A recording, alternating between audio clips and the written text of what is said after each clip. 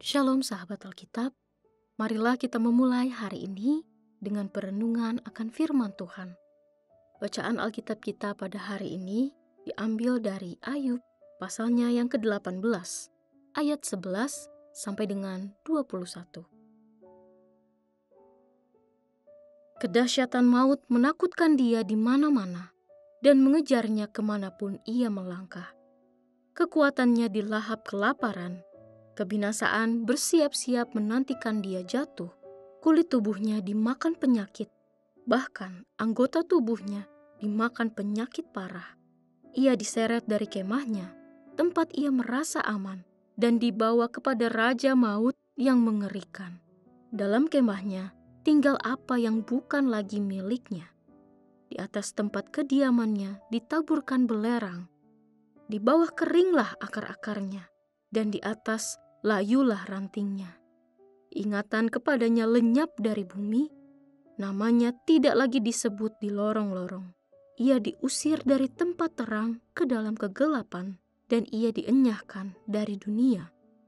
Ia tidak akan mempunyai anak atau cucu cicit di antara bangsanya, dan tak seorang pun yang tetap hidup di tempat kediamannya.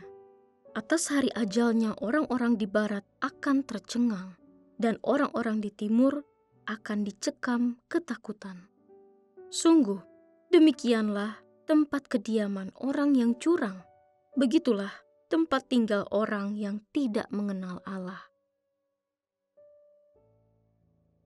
Sahabat Alkitab, hidup sering dipandang sebagai perjalanan yang bergerak di antara dua kutub, terang dan gelap, keteraturan dan kekacauan, kehidupan dan kematian.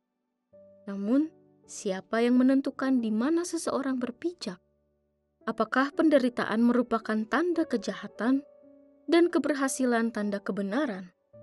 Di bagian akhir pasal 18 ini, kita berhadapan dengan gambaran paling mengerikan dari nasib orang fasik menurut Bildad. Ia tidak lagi menasihati, tetapi mengutuk. Ia tidak lagi berdiskusi, melainkan menghakimi.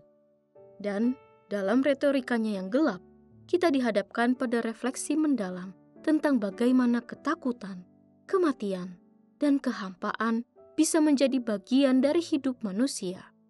Bukan hanya secara fisik, tetapi juga secara spiritual. Ayub pasalnya yang ke-18 ayat 11 sampai dengan 21 menyuguhkan potret simbolik tentang kehancuran mutlak orang fasik. Bildad menggambarkan mereka sebagai sosok yang dikejar oleh teror dari kuasa maut. Kulit, bahkan tubuhnya, dimakan penyakit, dan akhirnya diusir dari terang ke dalam kegelapan. Mereka kehilangan segalanya, tempat kediamannya, keturunan, bahkan ingatan akan keberadaan mereka pun dilenyapkan. Dalam pemikiran kuno, ini bukan sekedar kematian biologis, tetapi pemusnahan total dari segala identitas dan warisan.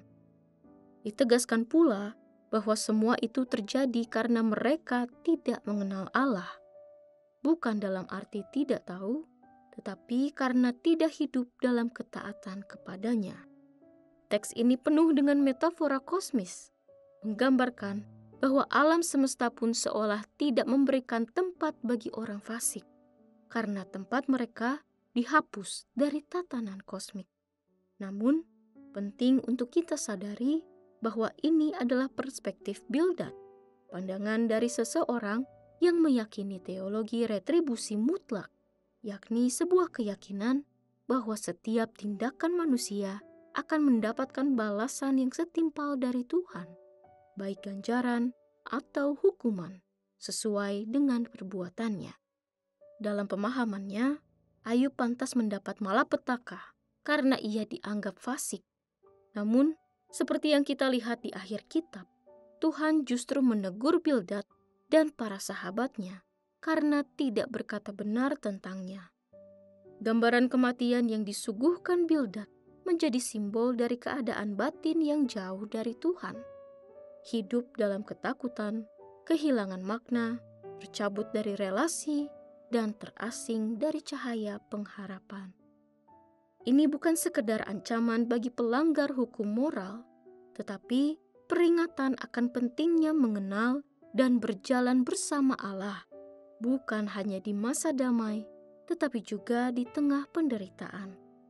Hal tersebut penting untuk kita ingat dalam menjalani peziarahan hidup sehari-hari. Mari kita berdoa.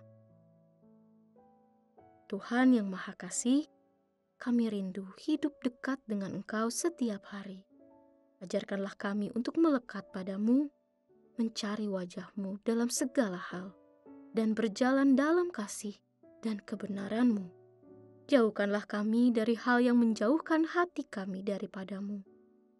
Peganglah tangan kami, dan tuntunlah langkah kami, agar hidup kami senantiasa memuliakan nama-Mu. Di dalam nama Tuhan Yesus, kami berdoa. Amin.